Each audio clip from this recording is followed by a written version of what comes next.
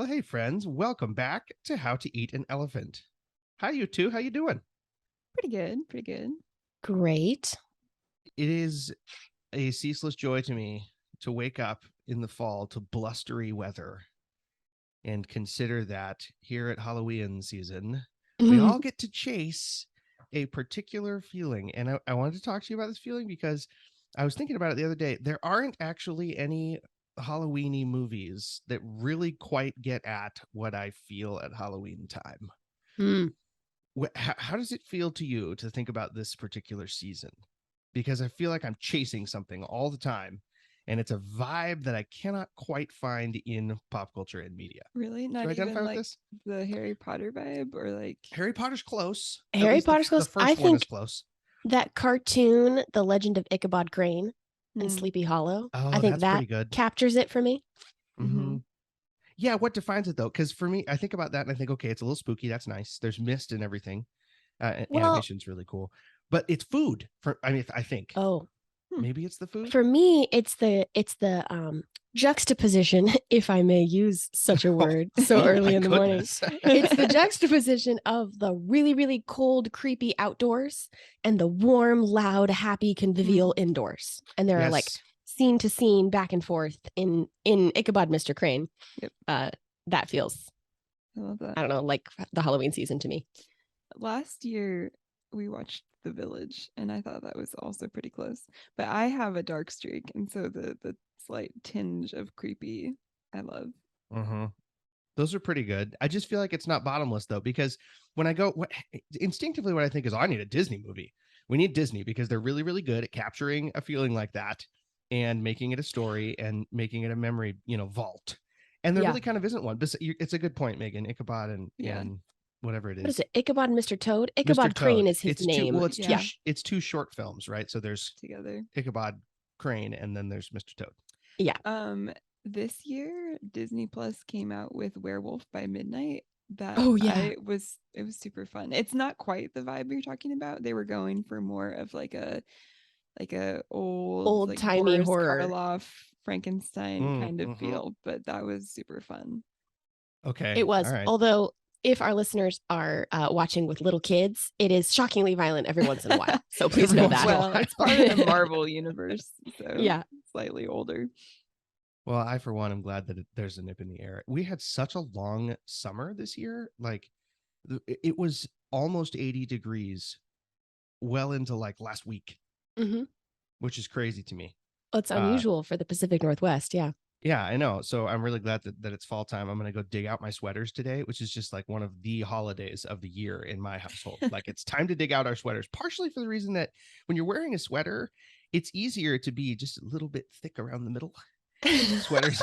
Sweaters make me feel like no one can see that I'm a little thick around the middle, and it's really wonderful. Anyway, welcome to my life, and welcome back this to has another been TED Talks at the end. This has been TED Talks about fall weather and sweaters. So it's time for some Les Mis, some Les Misérables. This is an unremittingly dark section, even if you know where the story is going to go. I mean, this is very heavy. What do you guys think? Very thinky. Very thinky. Existential. French existentialism is in this section. Say more, Megan. Yeah. Wait, say more? Yeah. Well, just Jean Valjean considering what it is that he should do and getting all twisty and thinking about his purpose as a human being and the reason for life. It feels like a French philosopher going at it, Yeah, I think totally. I get that vibe too. Emily, what about you? Well, this morning when I was reviewing, I was looking at normally our chapters with like the smaller chapters within the books are quite short. But that chapter number 3, A Tempest Within the Brain, is very long. It's a very long chapter. I thought I was never going to get out of it. Maybe I was supposed to feel like I could never get out of my own brain and the like endless maze of angst. the human consciousness. Yeah. But that was aggressive. Yeah, and I wonder if that's another instance of some concrete poetry. Remember we talked early, like maybe even in the first episode, about how we get a really, really long description of one building and then a teeny tiny description of another building. And it was like in the text what you were supposed to think about and feel about. I wonder if that's the same thing here. Yeah, that wouldn't surprise me. So that is kind of where we open our reading for the day with, and to catch the listeners up, if you're just diving in now, a man has been accused of being Jean Valjean, and he is on trial in a town called, Megan, help me with pronunciation, Arras? Arras? I don't actually know this time. I think Okay. so. Well, anyway, it's Arras, and it's a town that is, the distance away actually becomes really important because he waits so long to decide whether he's going to go speak up and save this man at trial that getting there is a little bit of a difficulty. But we open on his internal consternation over this issue.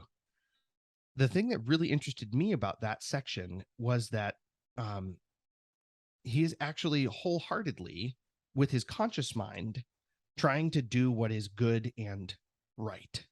He wants to choose the best option, while his subconscious mind constantly betrays him and attempts to trick him into becoming a demon again, which is the language that Hugo uses, right? It's very, very it's aggressive. all very extreme. He can either be an angel or a demon.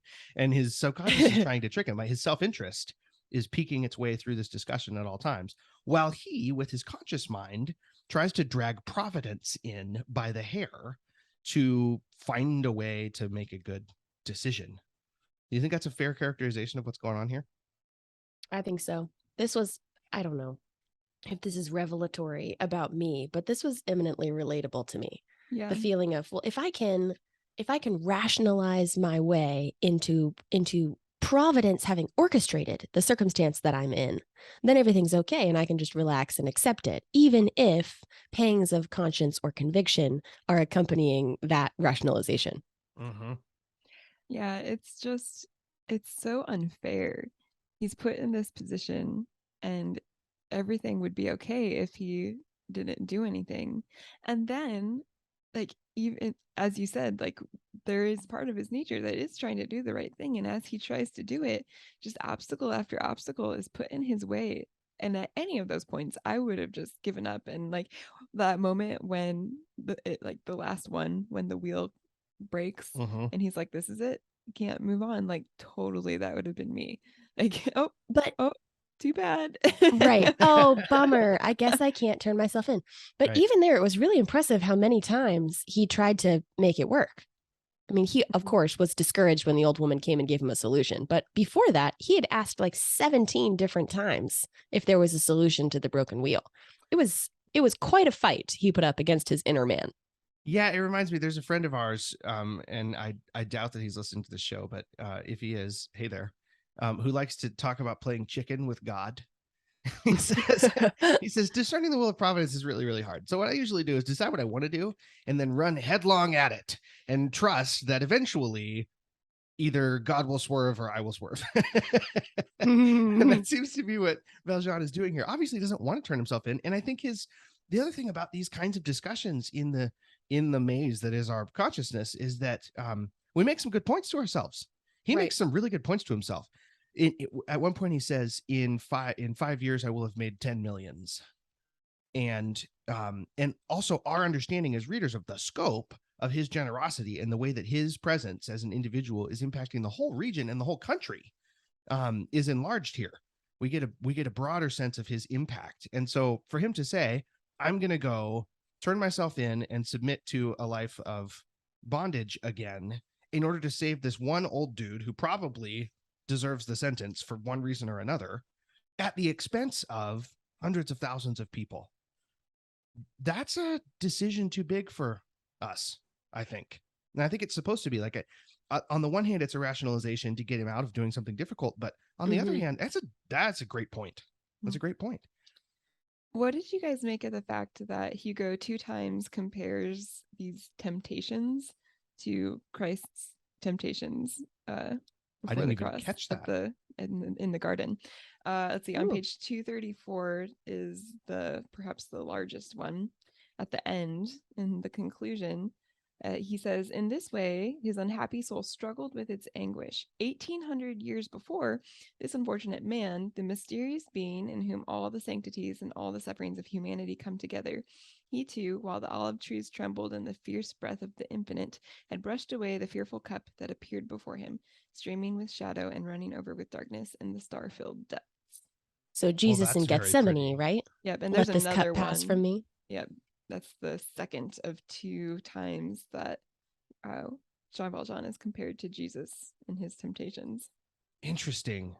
Well, yeah. So back to the romanticism of the piece. Hugo doesn't ever stop before saying the ultimate thing there is to say in the vein he's working in. No. Jean Valjean is not just going to be a man who makes a sacrifice. He's going to be Christ himself. And I think that's really funny.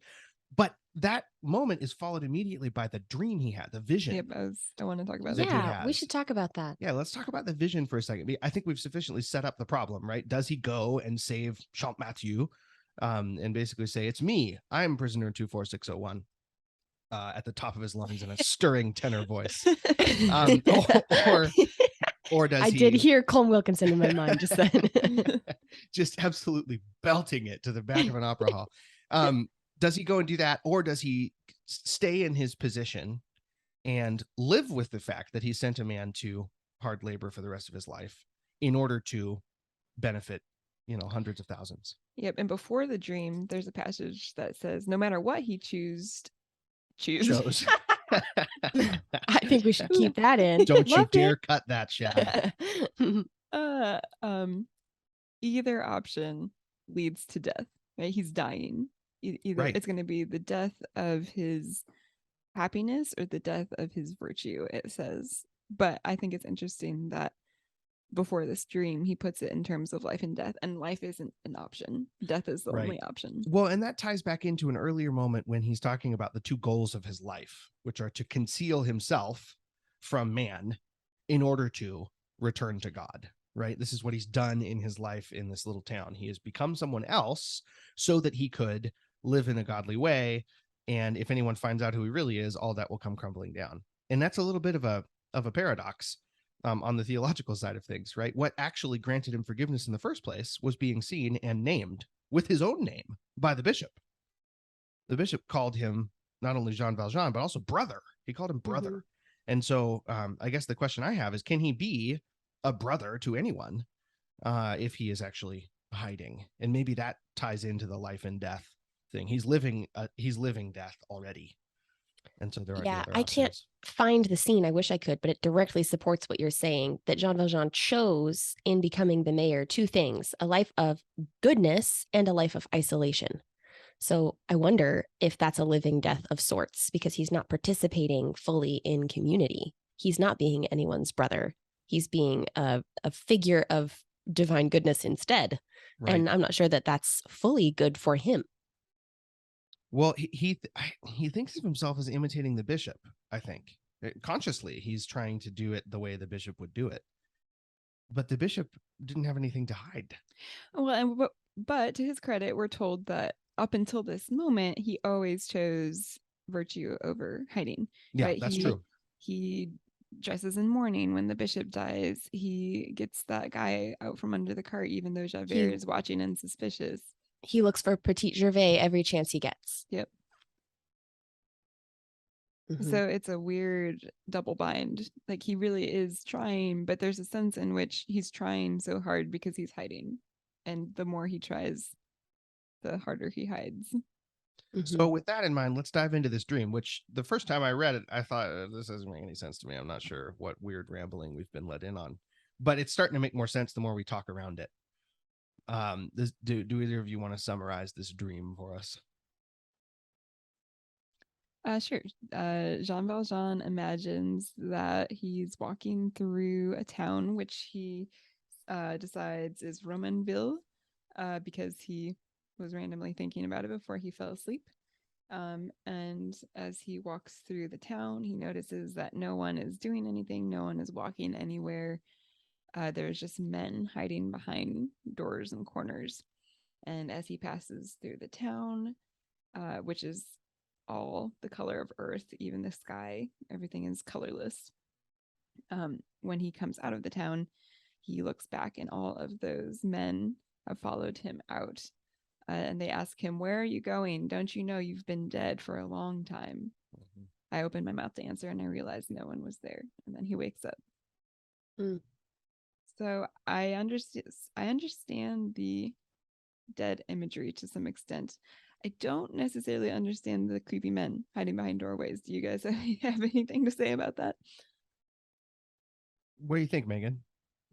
Well, I don't know if my instinct is right. I thought on my first reading that the men are him. Hmm. Like each of the men is another instance of the self that he's been hiding from. Because what he says to each of them is the same. What is this place? Where am I? And in the end, they all follow him and they stand with him in the field and they say, "You've been dead for a long time. What are you running from? Why are you running from us? You've been dead for a long time." And it seems thematically like it would work if they were some kind of representation of a self he didn't want to acknowledge. But maybe Super that's interesting. too deep. No, I don't know. I read it. I read it the other way with the same thematic emphasis. That all of these men are what he has made everyone he knows by hiding from them. They are faceless because he is faceless. You cannot know unless you're willing to be known, kind of a situation. That's And so true. all the people that he's been trying to bless and lead and affirm and love are actually Or not shades. known to him. Yeah, they're all shades. Do you guys remember this whole section is actually set up by Hugo telling us that this is to write the epic of man's mind would be a greater endeavor than Homer or Dante or Milton. I wonder if he's continuing the epic theme here by giving Jean Valjean a descent into hell. Well, it certainly feels like Halloween-y imagery. I mean, you've got a man riding by naked on a horse, and he's like a hairless, skeletal. I mean, he's like a skeleton rider chasing Jean Valjean down. This definitely seems like a hellish scene. Yeah, no kidding. Although, not to give us all a giant hand slap here, but this dream, like most dreams, bore no relation to the situation beyond its mournful, poignant character. Oh, if that was true, he wouldn't have included it, you know? Get out of here, Victor. Victor Hugo, get out. So did anybody else find it interesting that he booked his little cart with the strong horse and everything before he'd actually decided to do anything? Yes. It was like the Petit Gervais section when there's like a divide between his conscious mind and his subconscious that he's doing, only it's like the reverse, right? He's doing stuff subconsciously because he, like, in his secret heart probably knows what he's going to do, but like with his conscious self, he's doing everything to not acknowledge that. The other possibility that I have scribbled in my notes is that this is a Tolstoyan kind of tension between the impulse of the man and a hand of providence or sovereignty. If you look at the like a page, bottom of the page of chapter 5 on page 238, he says he was plunging into the dark as into a yawning gulf. Something was pushing him and something drew him on. Whatever was going on inside him, no one could describe, but everyone will understand. Who has not entered, at least once in his lifetime, this dark cavern of the unknown? But he had resolved nothing, decided nothing, determined nothing, done nothing. None of the acts of his conscience had been final. More than ever, he was just as he had been at the start. I thought that was interesting, given that what that would imply is he's taking actions that he doesn't mean to. There's something acting for him and making him act that's beyond his self-control. Yep, I underlined page 245 along the same lines.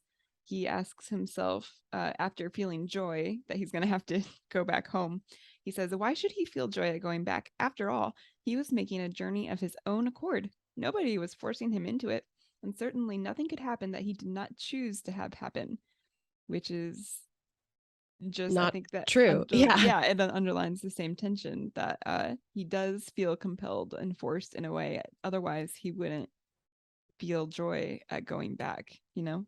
Yeah, for It's sure. an ironical statement. Well, and I think that continues right on up to the courtroom when he he arrives, and this is after Providence apparently has intervened a million times trying to keep him from getting there. And somehow he simultaneously making him go. Yeah. He makes it to the courtroom, and the trial is still in progress, and he hands in his name to the judge and says, "I'd like to witness the trial." And after being granted permission to enter, the only way into the room is from behind the judge's bench, which is just the coolest bit of imagery. I mean, it's a little on the nose perhaps, but very, very cool that the way he walks into this room is in the position of someone who decides. And he walks in from behind the judge's bench after running away once, right? He runs away down the hall and like a caged animal, and then just can't bring himself to desert this guy. So he goes back in and sits with the judge behind the bench. The other bit of imagery is that he notices the crucifix above the judge's head, and says that this was fascinating. It's a new development since when he was in Jean Matthew's position.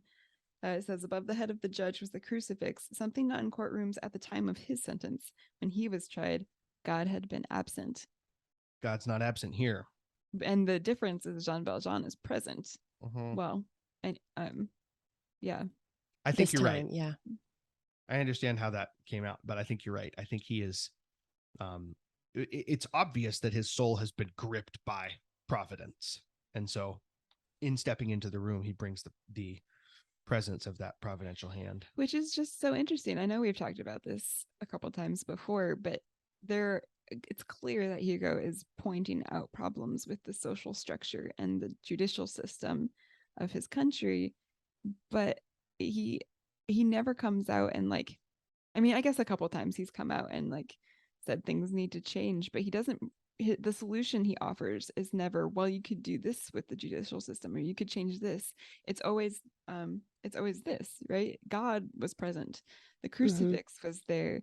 Someone substituted themselves for another. Like, these are the solutions that he's pointing to.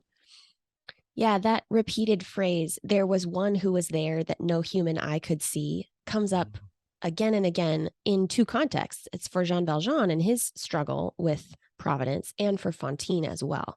So two victims of this social system are being chased through their stories by an ever-present God who's validating their sufferings and making them do what they don't want to do all at the same time. I think it's a fascinating combination.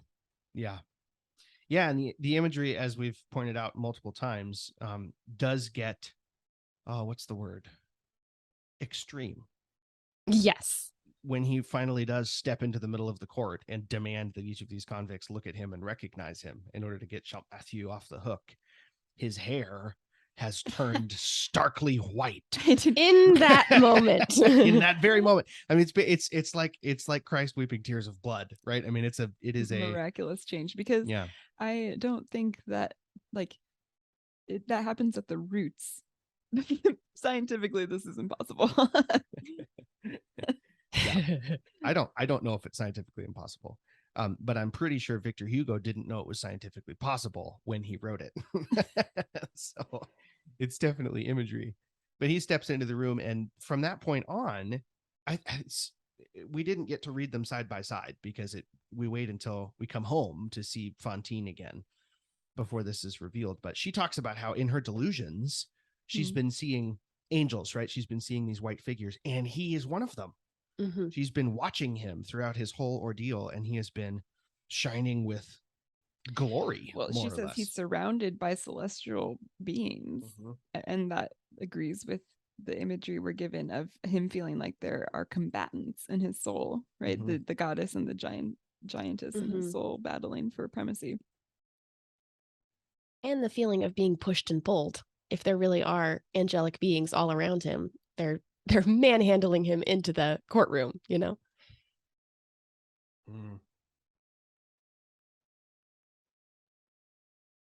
Well, Hugo uses the self-defense of Champmathieu, and then Valjean's explanation of the scenario to reinforce his political point. We get a picture of Champmathieu's life, and it is unbelievably bleak, and he's been held down by an oppressive society that is now trying to, for no good reason, chew him up and spit him out. I'm And being Valjean oppressed. says, I'm being oppressed. Look at him repressing me. Look at him repressing me. But Valjean says something similar. He says, the infamy from which I have sought to rise is pernicious. The prison makes the convict. Make of this what you like. Before prison, I was a poor peasant, unintelligent, a sort of idiot. Prison changed me. I was stupid. I became wicked. I was a log. I became a firebrand. Later, I was saved by indulgence and kindness, as I had been lost by severity. But pardon me, you cannot understand what I am saying. Mm-hmm. One gets the sense Hugo is saying that to his own culture of readers. Yeah. I thought it was, again, not subtle, but still profound that the response of all of these keepers of the law and judges and prosecutors and everyone whose job is to uphold justice, they all pause and they forget how to do their job. And everyone stands dazzled by his self-sacrifice. It's so counterintuitive in their world of checks and balances and keeping things even and, I don't know, surviving, trying to be on the right side of everything. Here he is willingly going to the wrong side of something for the sake of someone else, and it dazzles the law and pauses it. It reminds me, of course, of that scene in The Lion, the Witch, and the Wardrobe when Aslan makes death work backwards. And he knows about a deeper magic from before the dawn of time and turns the system on its head. Mm-hmm. It's, of course, a Christological image again, but I think that that word dazzled is a beautiful one to use here. Law is dazzled by grace in this moment. Well said. The details, the possible hesitation, the slight reluctance were lost in this immense, luminous fact. Mm-hmm. But it doesn't stick around for the Right. next sentence, right? It was an impression that quickly passed. For the moment, it was irresistible. Yeah, it's long enough for him to go home. Well, if we're continuing with the Christological imagery, the fact that Champmathieu, at the end of this chapter, it says, he was immediately set free, went on his way stupefied, thinking all men mad, and understanding nothing of this whole fantastic vision. That the recipient of this dazzling grace still doesn't deserve it, doesn't understand it. The people are going to forget about it. It's not something that lasts or has a lasting impression, at least for the human participants in it. It's interesting to me that doesn't matter at all. Yeah. Mm-hmm. It doesn't change the fact of it.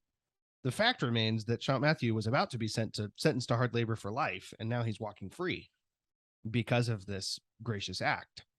Whether he understands it or not has no bearing on whether it happened. Mm-hmm. Also, maybe it wasn't for him. I think one of the conversations that Hugo is having in this scene has to do with whether or not God is present, even in the broken social system. The way that the justice system worked in this day, a convict couldn't swear the oath. He couldn't take the oath before he testified, even because he'd lost his right to speak as a citizen. But within the oath is a reference to the name of God. He can't call on the name of God anymore because he's lost that right. And here Jean Valjean steps into the scene and brings God with him into the judicial system. And there is an indescribable divinity that halts everything. And I think maybe that's not for Champmathieu. It might be for Hugo's larger conversation. Watch how the presence of God and the grace and mercy halts everything in the social system. Yeah. And isn't there hope in that? I don't know. Well, we're at this point only halfway through our section, so we should probably pick up the pace here a little bit. Let's dive into the second half, which is the story of Fantine's death and the confrontation between Valjean and Javert. I found the description of Javert in this section very interesting.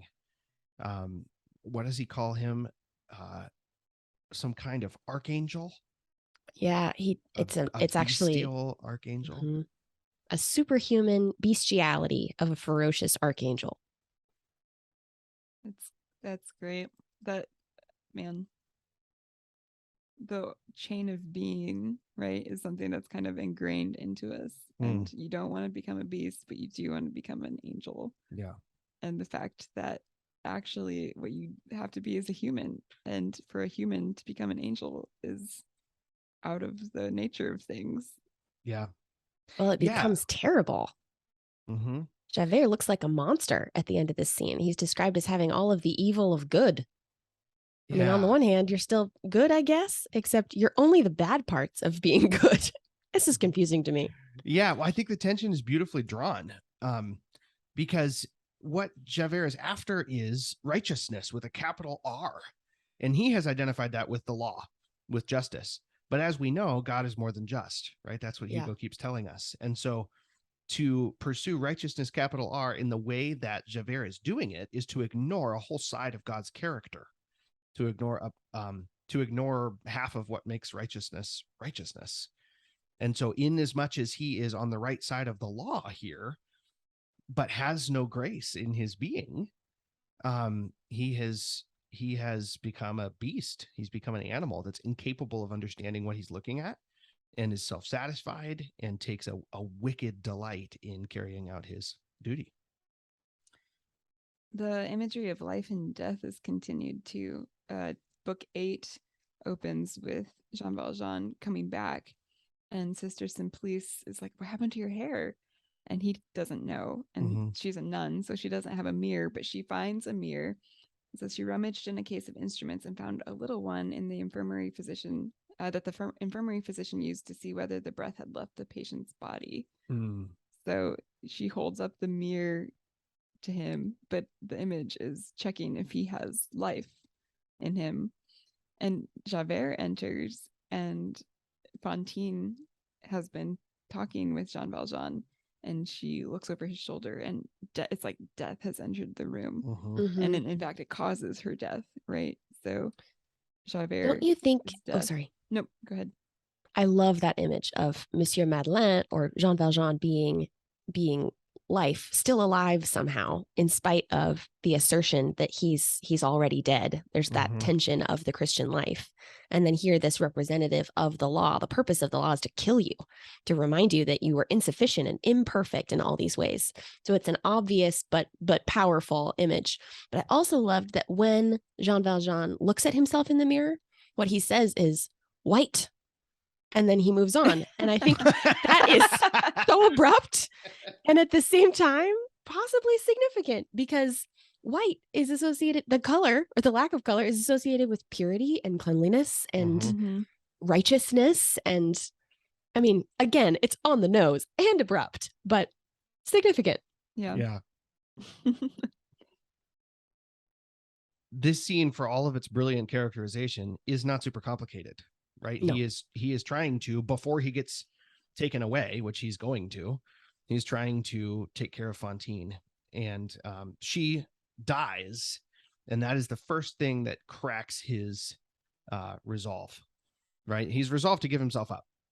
And when Javert enters, he meekly submits, asks for 3 days to set a couple of things right. And Javert's behavior is what tips Fantine over the edge, and she passes. And in that moment, Valjean decides, okay, enough of this. And he takes stronger man by 5. Yeah, exactly. He walks over to a steel bedstead, and he tears off one of the spokes, one of these steel bars, and looks at Javert and says, I wouldn't, basically. I wish you would try and touch me right now. This chapter is called Authority Gains Its Power. And Hugo says at the beginning of that chapter, Jean Valjean, from here on, we will call him by no other name. He stood up.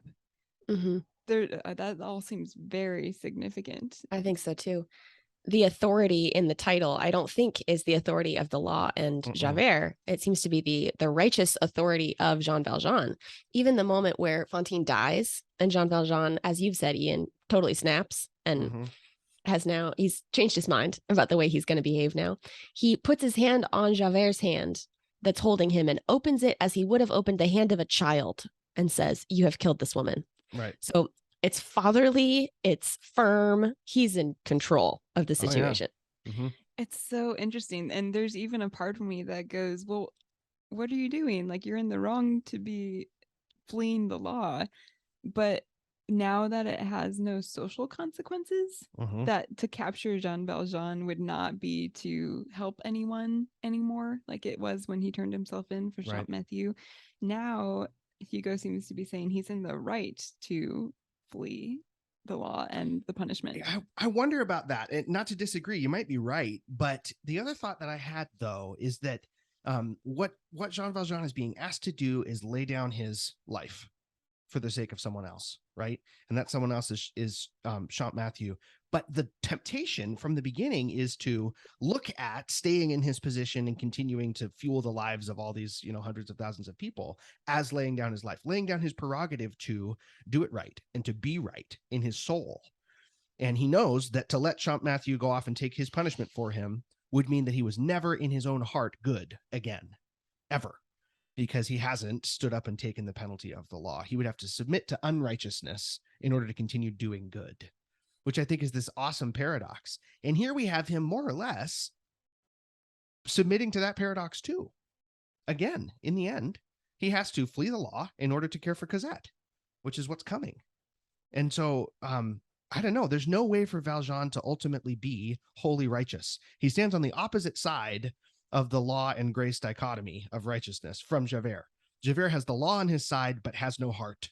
And Valjean has grace on his side, but will never be right before the law again. And it makes me wonder if Hugo is talking about the impossibility of righteousness for a fallen creature. We aren't righteous. All that we have in terms of righteousness is the forgiveness offered us by providence, by God. So maybe the last and the most stirring image of all of this, and I realize we've sort of passed over Fantine's death, but again, there's not a whole lot to say. She goes ahead and kicks off, and it's very tragic though. It's more so tragic than the musical. In the musical, she sings her little song and passes peacefully. This was not peaceful. This is a violent, cruel death. Well, that secret that they're keeping from her out of compassion, that Cosette is not really there and that she's not going to make it to see Cosette again. They're keeping that secret for chapters and chapters. And then it's Javert who reveals the truth. And it's heartless, merciless, cruel revelation that kills her. Right. Yeah. And that is so sad.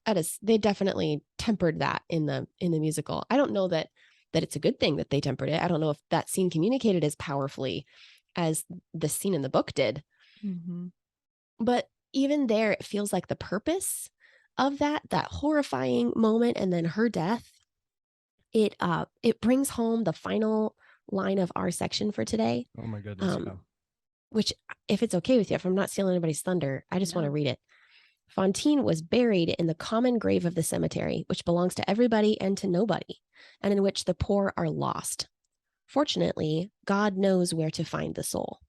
Fantine was laid away in the darkness among the homeless bodies. She suffered the promiscuity of dust. She was thrown into the public pit.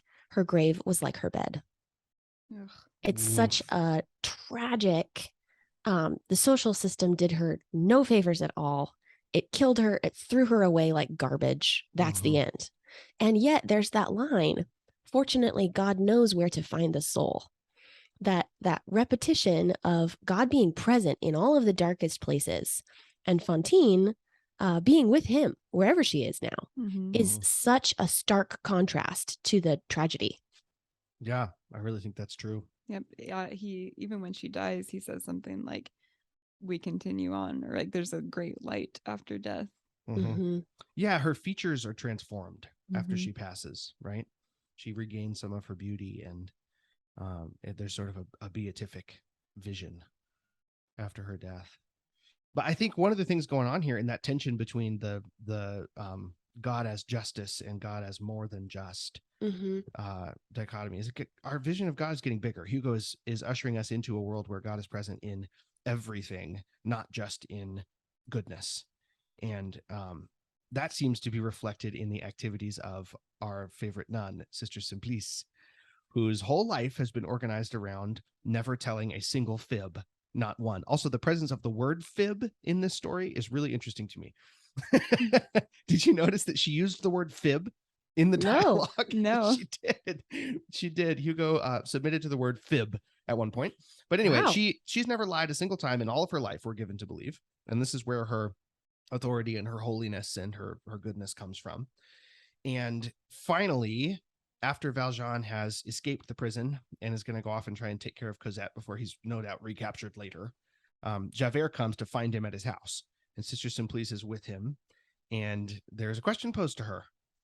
What exactly is righteousness in this moment? Is it to continue my unbeaten streak of being an honest person? Or is it to stand with this man who is being wronged, who's trying to do something good? And she, Hugo tells us, lies twice in quick succession, like she's been doing it all her life. With no hesitation. With no hesitation. What Man, do you guys make of that? it's the famous, like, would you lie about hiding the Jews ethical question, right? And it reminds me of The Hiding Place, where Cornelia ten Boom's sister, when the Nazis bang on the door, says, yes, we're hiding Jews. And it works out in the end anyway. Hugo's on the complete opposite end of that spectrum, right? That the lie is made right by the cause. Maybe, except what he does is plead with God at the end of that section and say, when Sister Simplice makes it up to paradise, please count this lie in her favor. Yeah. Right. In other words, we don't know how God looks at this kind of thing, but we sure hope that he defends her for this. We also get a picture of Javert in his interactions with is it Sister Sulpice? What is her name again? Simplice. He as he's looking at her, he admires her and respects her because she represents ecclesiastical authority. And he, as someone who follows justice down to the core, believes that ecclesiastical authority is the highest of all, and he's really devout. But the other word that's used to describe him in that association is superficial. He's devout, superficial, and correct on this point as all others. And that word caught my attention because his understanding of goodness is just perfection, just exactness. And I think that may be a superficial understanding of goodness. Yeah. It's more complicated than that. Yeah. I don't know that the author needs to plead with God. I think God might understand that better than us, That certainly seems to be one of the implications here. Who are we to say we know what's right? What is righteous? Javert has no compunctions about that whatsoever. He knows exactly what's right to do in every single dingle situation. And that's superficial. The law cannot account for the complexity of the human experience. Seems to be one of the things Hugo's on about. Yeah, that's good. And it cannot do it, no matter what reform you try to implement into the system. You're never going to capture humanity. Yeah. Well, you guys, that was a fantastic discussion. Thank you for giving us your thoughts. With Valjean now free to be Valjean again in a weird backwards kind of way, we will trek off into a new set of chapters. With his own name now. That feels significant. I think so, that too. He has taken up his own name again. And the author refuses to call him anything else. Right. I think it's... I'm sorry. Oh, you're okay. There was a tiny moment where it was the beginning of one, I can't remember, I can't find it, but one of the chapters in this section, we're like almost 300 pages into this book, where he says, in case you were wondering, the mayor was Jean Valjean. Right. Yeah. It's so far after our discovery that I just laughed and laughed. I thought, really? Are you kidding me? We know. I don't know how significant this is, but I have come across it in a handful of other places recently. It is really difficult for a writer of fiction to get around the fact that people need money in order to live. It's like a constant of the human experience. And so usually, if you're going to have a really good adventure story, unless poverty is the main enemy of the story, our main character is independently wealthy. Yeah. And never needs to work again a day in his life. He can have this adventure because he has money. Right. Yeah, start paying attention to it. You will see it everywhere. Every main character is rich. They're all rich. Which I think Landed is just gentry. really funny. So we have Valjean, who has now obviously left his life as Monsieur Madeleine, but we are assured by Hugo that he gets to post a letter to the guy at the bank, which makes me think he's going to have plenty of money to do whatever he needs to do for the rest of his life. And that He issue also takes the aside, candlesticks. He does take the candlesticks, although he'll never pawn those, right? But when in a pinch, you could always melt them down, you know? Or hit somebody with them, you know. Right. Well, thank you both. And thank you, listeners, for joining us today on this trek through Les Miserables. Hopefully the next chapter will be less miserable, although I wouldn't hold your breath on that one. We're starting Cosette. We're starting Cosette.